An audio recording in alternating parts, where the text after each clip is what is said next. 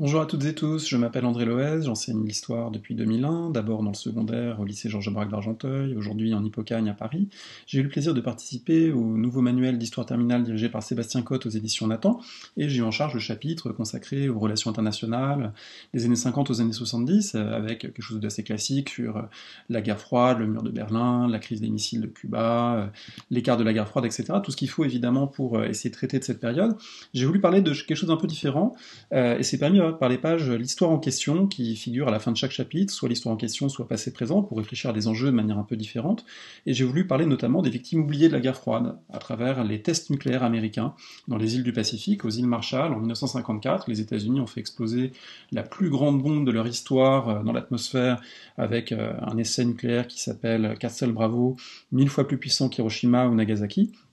et qui a eu des conséquences en fait pour les populations de ces îles,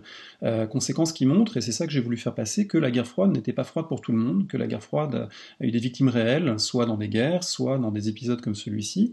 que ça a eu aussi des conséquences environnementales graves jusqu'à aujourd'hui, et c'est ce qui est questionné donc dans cette double page du manuel, qui sont les victimes oubliées de la guerre froide, où on voit notamment d'un côté un témoignage d'une survivante de cette explosion qui s'est confiée par la suite sur les effets sur sa santé, sur sa peau, ses cheveux, à cause des radiations, etc. Et puis, avec évidemment la contextualisation pour le comprendre. Et puis de l'autre côté, une photographie d'époque et un texte d'historien qui explique à quel point les conséquences environnementales sont fortes jusqu'à aujourd'hui, ce qui permet donc d'essayer de réfléchir, même dans le temps très contraint des programmes et sur un objet assez classique comme la guerre froide, à des choses qui permettent de comprendre que l'histoire, évidemment, a des conséquences jusqu'à nos jours, et qu'elle mérite d'être questionnée dans toutes ces dimensions-là. Alors voilà, j'espère que ça vous intéressera. Vous pouvez évidemment le découvrir en feuilletant le manuel en ligne. N'hésitez pas aussi à venir en discuter avec nous sur les réseaux sociaux par exemple. Bonne découverte à vous.